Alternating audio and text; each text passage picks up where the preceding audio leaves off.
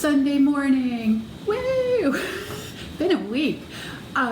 So I'm getting ready to put a mom box together. If you want to know what a mom box is, come on back and we'll talk about it. But in this month's mom box, I'm sending out a loaf of Nisua. I made Nisua last night, 6 loaves, and that's what this video is about, is how to make Nisua. So this is a cardamon sweetbread, and I only make this once a year, and I usually make it at Christmas. It didn't get made. It is delicious. I made peach bourbon butter last summer, and the cardamon and the peach and the bourbon rock on. Good way to start your Sunday. Kirby, would you like a piece? It's delicious. Here you go. Who wants bread? No bourbon for Kirby. So a couple years ago, I started making Nisua, and I used to abuse my children by making them compete in the Lake County Fair. And every year somebody had to enter something in the Lake County Fair. And so this was what I entered in the Lake County Fair starting in 1988. And it always won a blue ribbon. It's an egg-based bread. It's delicious. It's super rich. That's why I don't make it very often.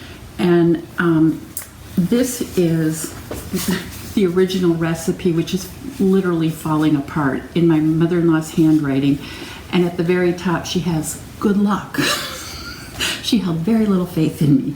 So last year, I wrote a book called Pain Falls 2019. And I realized that my kids live far away, and that's probably why I'm doing this video. But I went ahead and they each got a copy of this book, and there's a copy of the recipe with pictures in the book, so they can follow along.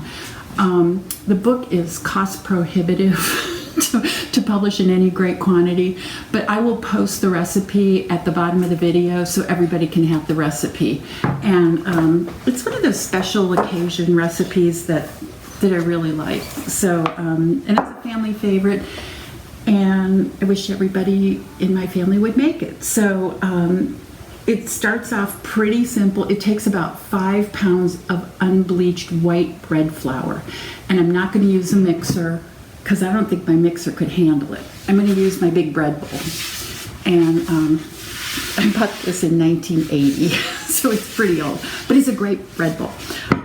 So the first thing I'm going to do, it takes 4 cups of milk. And I am not using milk. I'm using almond milk.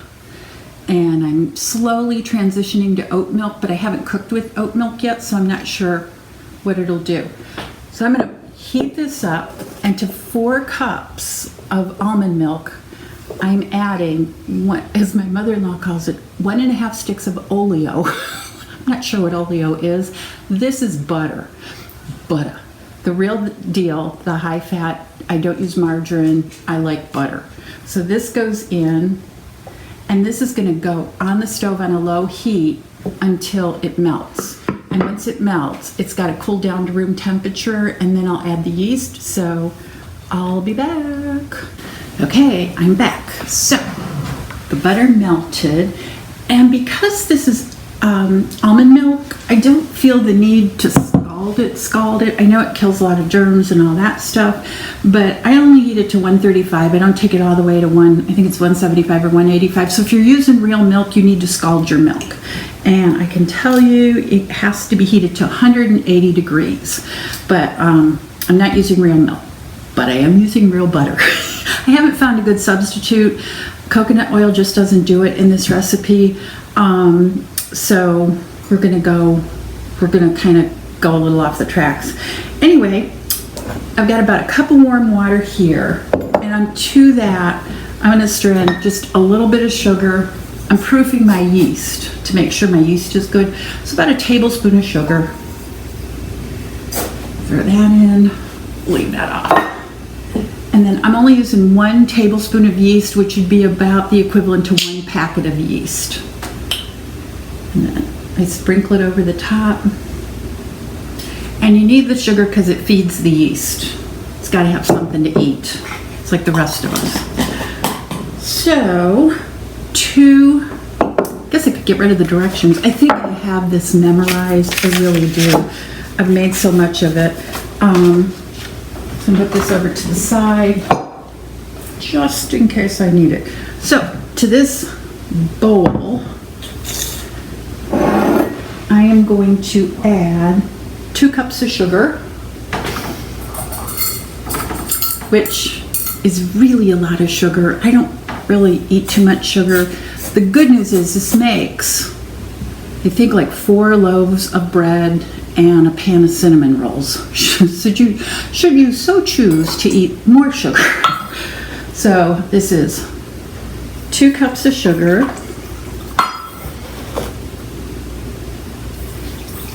Put that in.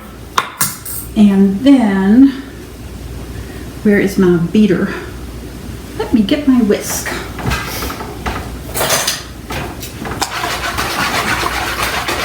So I'm just kind of dissolving the sugar. I'm just mixing it up. And because this is still pretty warm, and let's see how warm it is. I'm going to take the temperature.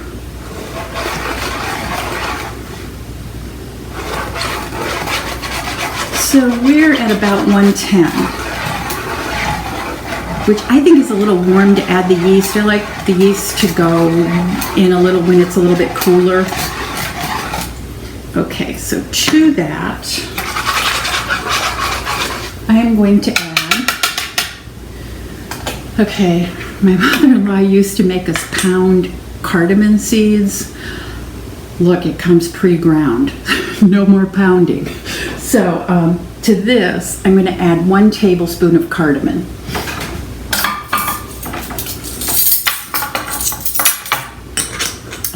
How does that look? How does that not fit in there? So there's about 1, oh no. And we like it pretty cardamom-y.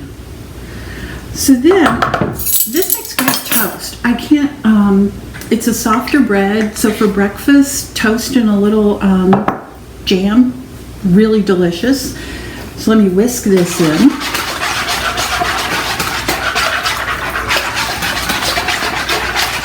Now it looks like mud, which is really yummy. Okay, now to this, we're gonna add a teaspoon of salt. Because remember, you need the salt to activate the yeast. So I'm gonna put this in first, and you don't need very much. Like a teaspoon is as much as you really need. And then you're done.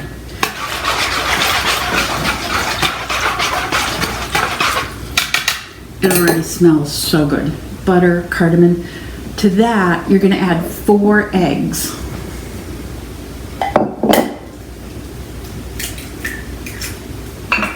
And I don't know if you need to see me cracking eggs, but just in case you do, we'll do this.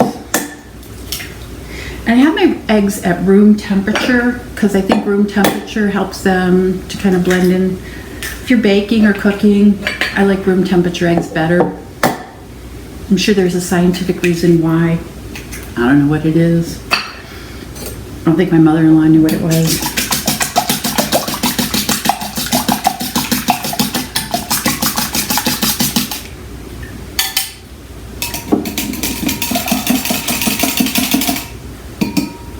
Stirred up the yeast, got them a little agitated. Okay, so I'm adding my eggs.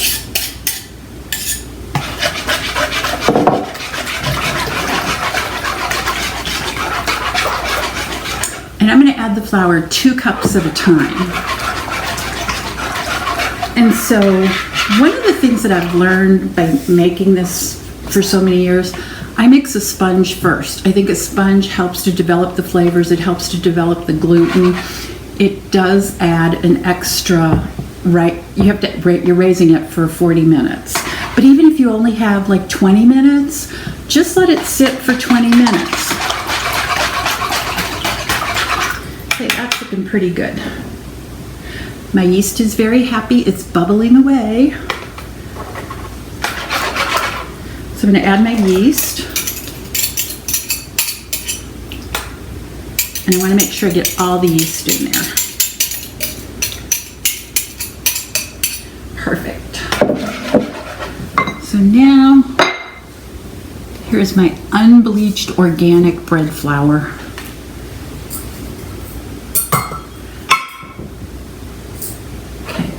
There's one.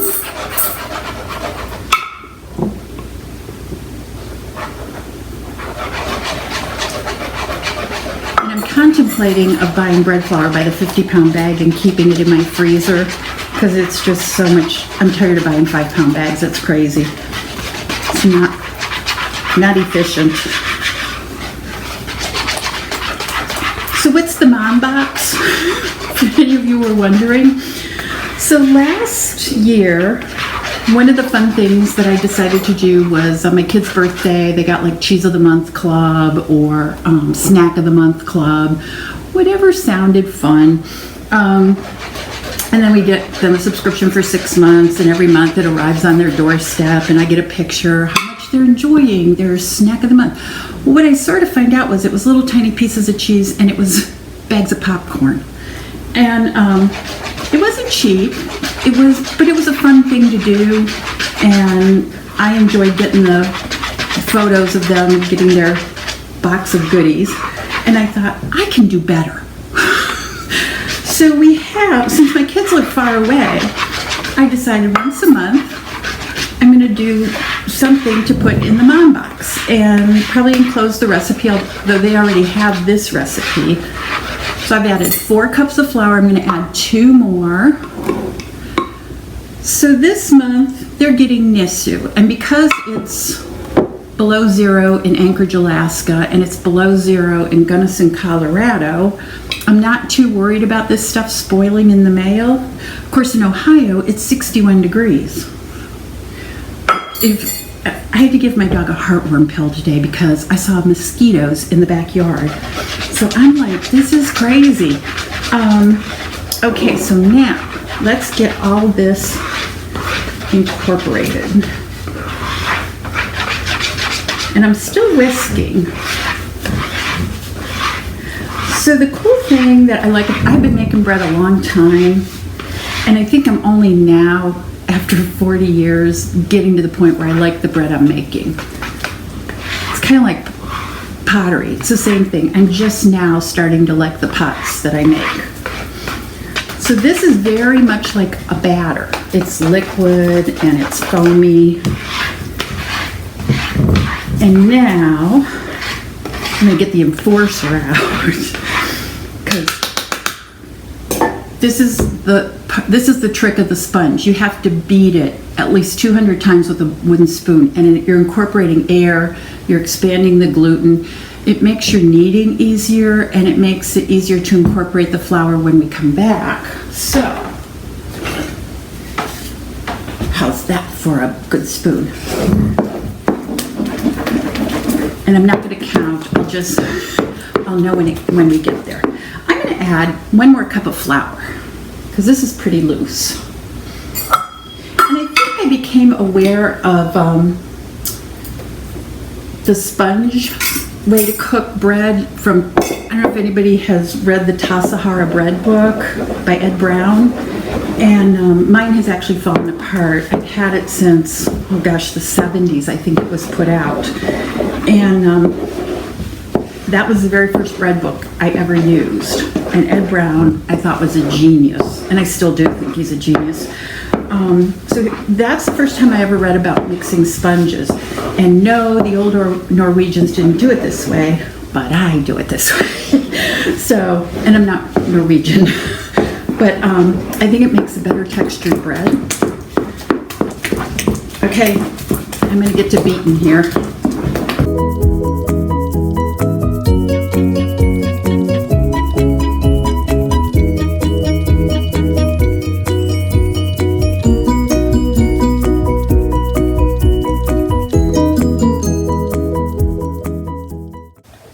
We're back. So it's been about 45 minutes, maybe 50. And so during that 50 minutes, because I live in Payne Falls, I can always get into a lot of trouble. So I made, because I had to think about, no, I can't just send 1 loaf of bread in the mom box, so how about some molasses cookies? So this molasses cookie recipe whipped up really fast, and I'm going to throw these in the refrigerator because after I get the flour into this bread, then these will have been in the fridge about an hour, and they'll be ready to slice up be sliced up and baked, and so then I'll have about 6 dozen cookies, so I can split that between 2 kids. So that worked out really well. So I'm going to throw these in the fridge somewhere.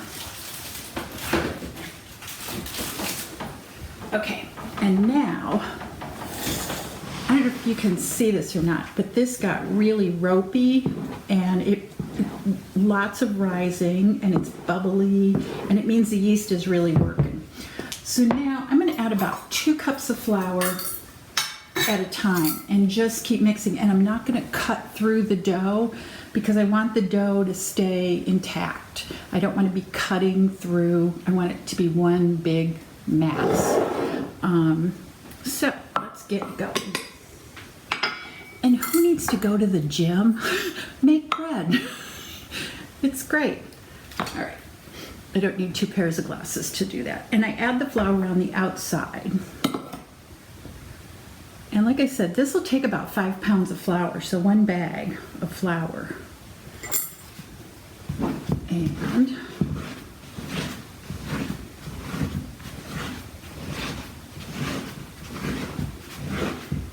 And I'll keep using my spoon until I can't get any more flour in with my spoon, and then I'll switch to these.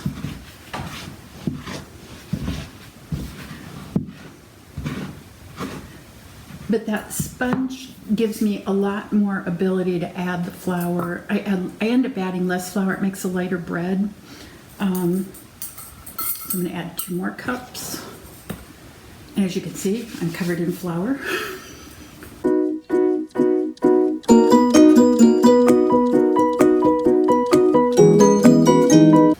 Okay, I'm going to switch to a breadboard. So I'm going to get my breadboard out, and I will be right back.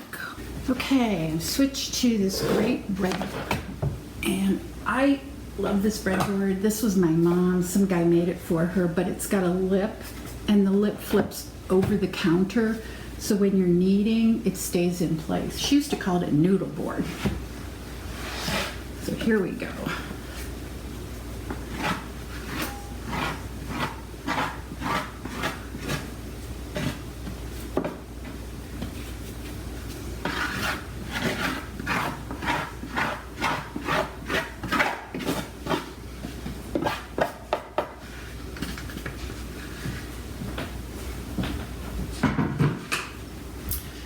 Okay, here we go.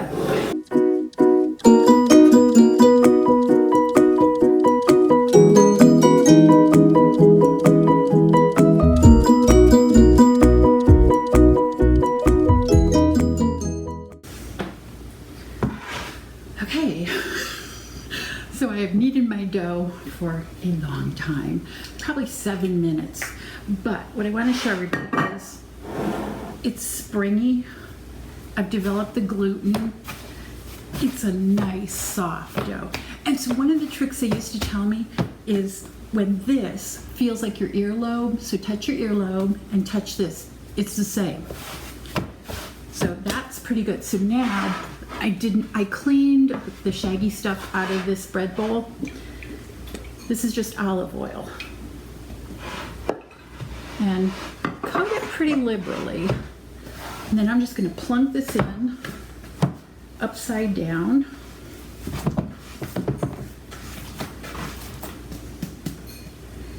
And, okay, so everything, and I'm going to really move that around to oil that bowl up because we don't want this to stick. This is a nice fruity olive oil, so I don't worry about it mixing with the sweet dough of the Nisua. And then I'm going to cover this with a nice clean dish towel. And sometimes I put this on, if we have a cold porch, but it's not cold enough right now, I would put this on the porch and let it raise overnight and then come back and deal with it in the morning. This will probably take an hour and a half to maybe 2 hours, and then I'll come back and form it into loaves, and it'll go through a 3rd proofing. So that's it. I'm going to clean up my mess and I'll be back. We have dough. So I am gonna, this is how you know if it's proofed. You poke 2 holes in and it retains. So I'm going to dump this out, and then we're going to divide it into our loaves. This is gorgeous dough.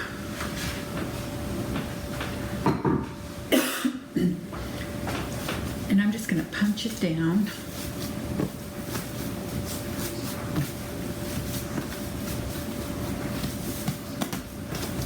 This is just such nice dough to work with. Excuse me. All right. So I'm going to try to get 6 loaves out of this. So let's go in half.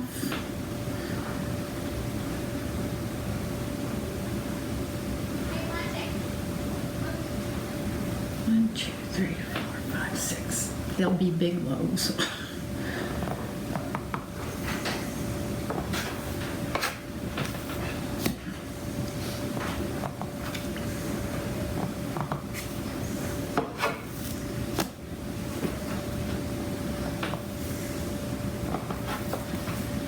And it doesn't matter if they're perfectly equal.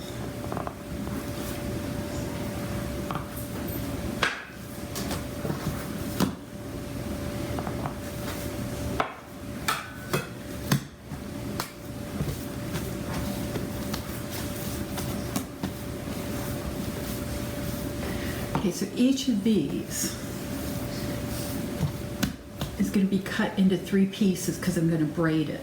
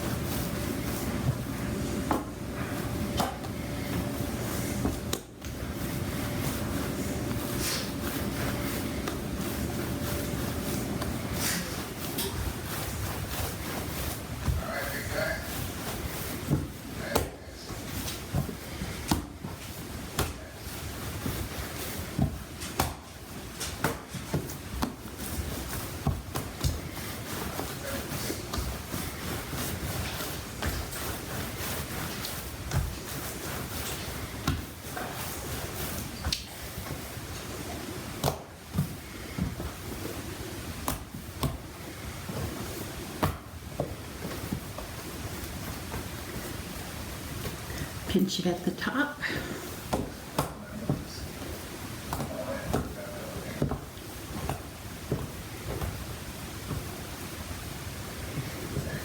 Pinch. I tuck the ends under.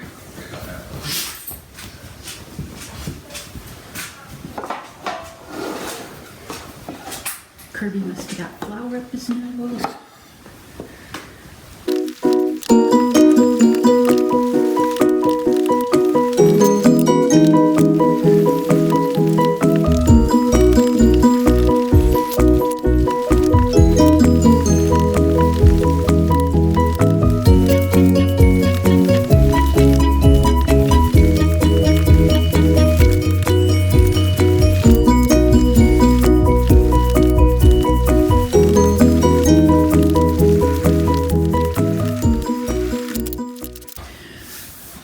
Okay, we got 6 loaves. One's kind of small, but I didn't have a smaller pan. So I am going to put these, I'm going to put the towel back over it to raise. And these are probably going to raise, oh gosh, 40 minutes. And then at 40 minutes, I'm going to throw them in a 325-degree oven. My oven tends to run a little hot, so I lowered it because this has sugar and butter and things that'll burn. So if you put it in at 350 and your oven runs true, it works. But my oven tends to run a little bit hot. So, and then I'll bake them off for about 40 minutes. And then we're going to pull them out and you can see what they look like. So we'll see you in probably an hour and a half.